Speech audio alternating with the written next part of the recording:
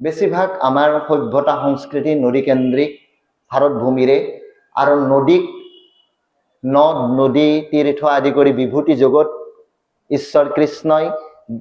বিভিন্ন বিশ্বৰূপ দৰ্শন কৰিলে তাৰে বিভূতি জগত তেওঁৰ সম্পত্তিবিলাক কি কৈছিল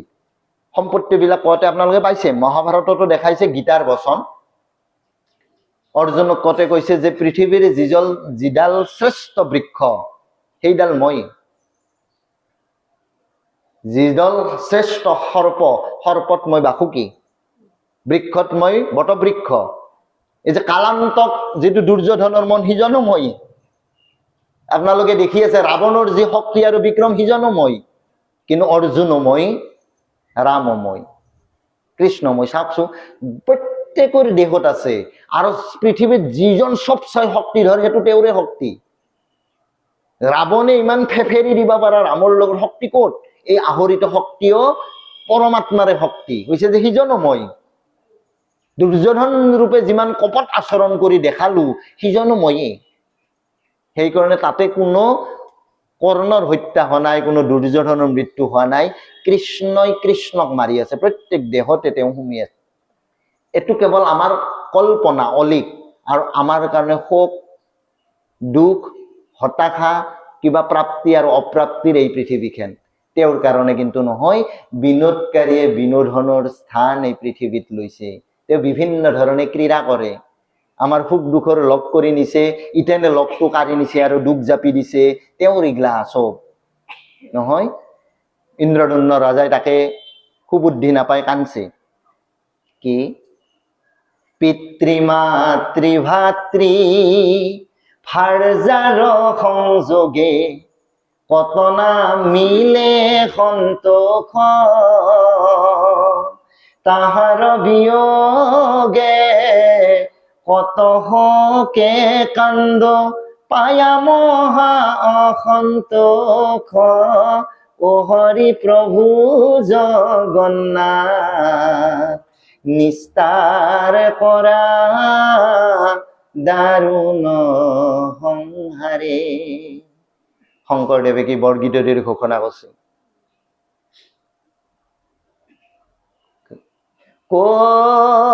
কৈছে নৰ হৰি তৰণ উপায়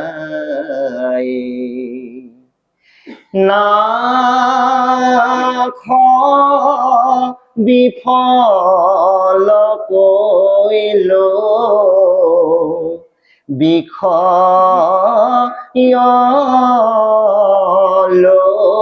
ভাই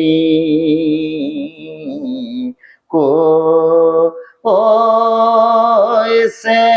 নৰ হৰি তৰণ উপায় তৰণৰ উপায় কওক হে নৰহৰি নাখ বিফল কৈল বিষয় লোভাই বিষয় বিভলত পৰি মই মোৰ বয়স শেষ কৰিলো না নাখ বিফল আমাৰ জন্ম সফল হ'ব লাগে সফলতাৰ কাৰণে সেৱা শুশ্ৰূষা সন্তক কৰি আছো সফলতাৰ কাৰণে একে আছো আপুনি প্ৰত্যেকে আত্মাবিলাক কৈছো নহয় স্বতন্ত্ৰ আত্মা কাৰো লগত কাৰো সম্পৰ্ক নাই কিন্তু আমি যে তেওঁৰ লগত সম্পৰ্ক এইটো কথা আমি এৰি ফেলব নালাগে মাধৱ গুৰুজনে সেইকাৰণে ইনাই বিনাই কান্দছে নামঘোষাত ফৈল স্বতন্ত্ৰ ইটো কিন অদ্ভুত কি অদ্ভুত তোমাৰ অধীন হুয়া কেনে আমি হৰি হৰি হৰি হৰিয়ে ফৈল স্বতন্ত্ৰ ইটো কিন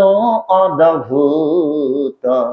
তোমাৰ অধীন হৈ থাকি এতে স্বয়ম্ভু ঘোষণা কৰি আছো এই পৰিয়াল কি মোৰ এই সতি সন্ততি কি বোলে মোৰ এই ঘৰ কাৰ বোলে চাবচোন বহু কোটি টাকা গৈছে অমুকত মাটি লৈছো অমুকত লৈছো অমুকত লৈছো একো নাই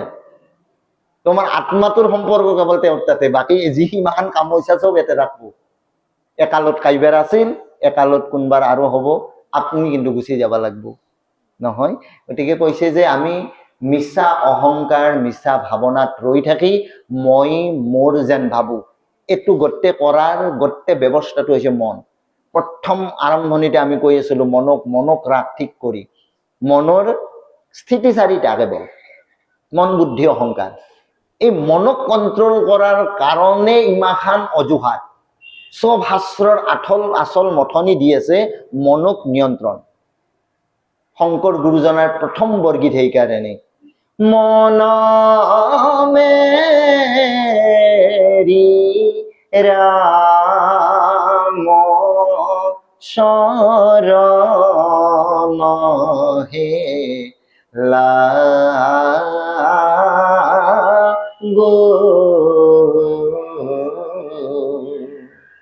তই দেখনা অন্তকে আগো, মন মেরি রাম শরণ হে লাগো,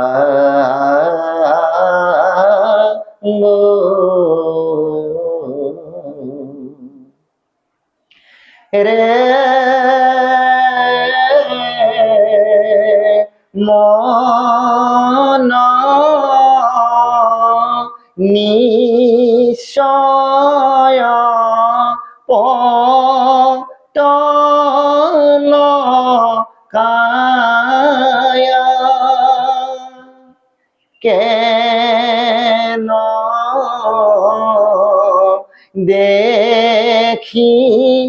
নেদেখ আন্ধা।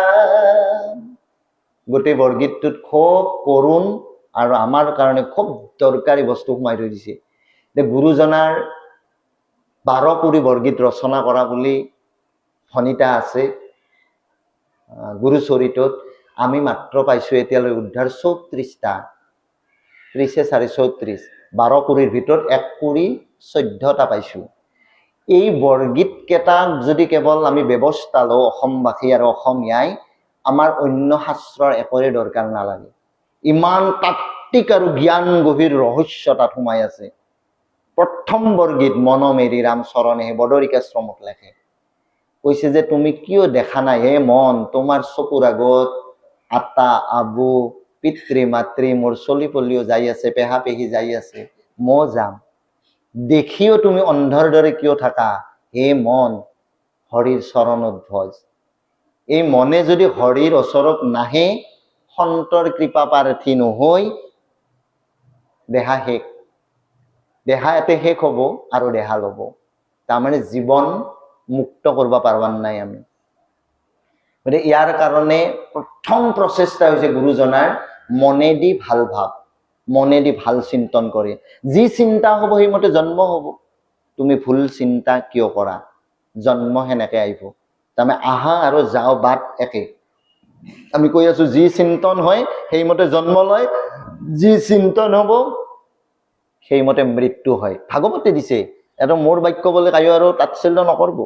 বা কোনোবা ভাগৱতীৰ বাক্য নহয়, ভাগৱত পুৰাণ মানে সূৰ্য শাস্ত্ৰৰ ঘোষণা। ইয়াতে দিছে ন অম্বৰীশৰ জীৱন, ৰজা অম্বৰীশ, তাৰ পাছত ভৰতে যিটো আমাৰ